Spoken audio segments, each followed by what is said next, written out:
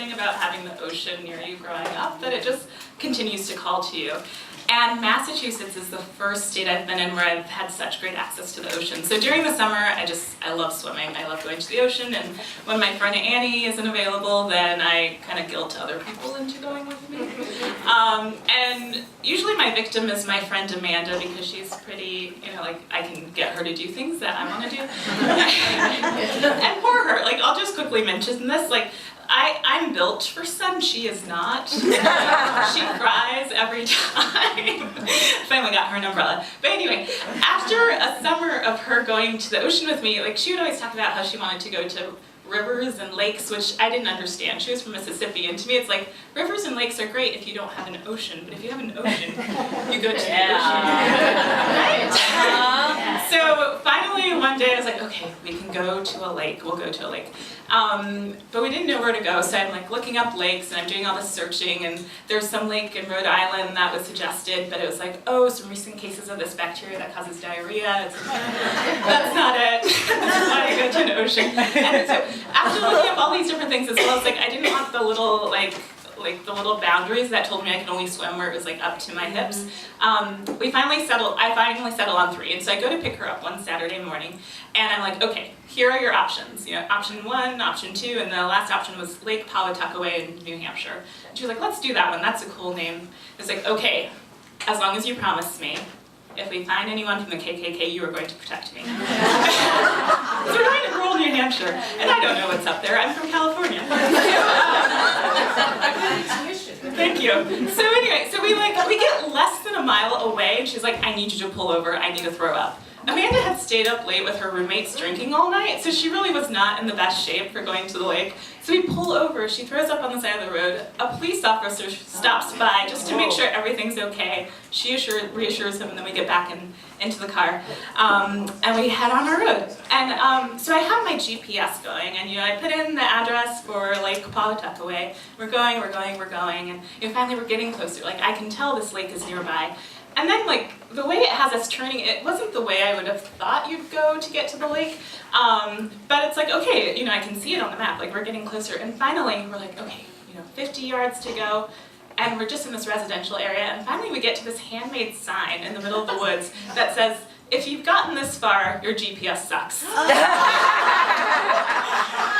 we start to turn around, and this man comes out, and Amanda swears he has missing teeth, but I think she's kind of embellishing the story. And he's like, are you headed to the lake? And we're like, yeah. He's like, do you have a GPS?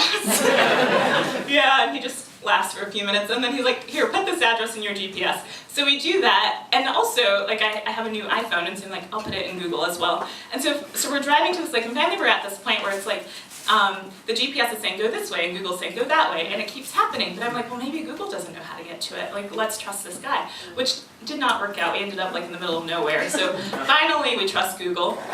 We get to the lake, and we're in line to like drive up to it.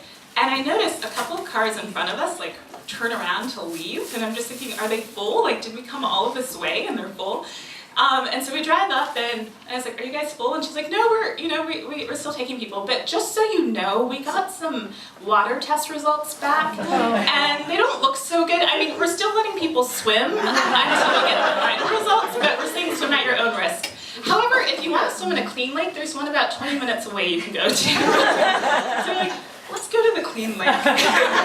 So, we get in the car and we, read the directions, which were kind of weird. And finally we get there, and it's like, okay, yay, we're there. And we pull off to like park in the parking lot, and there's this like 12-year-old there working as the parking attendant. He's like, oh, you have to pay at the, the little thingy across the street. And it's like this 2-lane highway, and there's just this little shed on the other side. And we're like, okay. So we go back across, and I go to pay, and the guy's like, oh, you came in the wrong way. You're supposed to, and I just give him this look like, really? And he's like, no, you don't have to move your car now, but just for next time. And under my breath, I'm like, there won't fucking be. So finally we pay, we come back to like the 12-year-old, we give him our ticket to show that like we paid for the parking, and we go in and we realize like the average age is like 4 years old. But I clarified with the guy that we can go beyond the boundaries, and finally we're swimming. And it's freezing cold water, and I quickly realized that, oh, I have to hurry this story, but I quickly realized that I don't float so well in fresh water. Like, so the whole time I'm like, and then Amanda's just like, enjoying it. And she said, at first I thought you were really excited, and then I realized that you just were about to drown. So, and we're cold, and so we decided to go sit on the beach for a little bit to warm up, and I hear someone say the word leech. Oh. And I'm thinking, no, they don't mean here. And finally I go to check with them, because they did mean there. So we got out of the lake, and we decided, you know what, we need to leave. Like, we're not having any fun. Let's go find some dinner. And we find this great place on Yelp. It has great reviews. They have donuts that are spelled D-O-U-G-H nuts, which just means they're really good because they're homemade.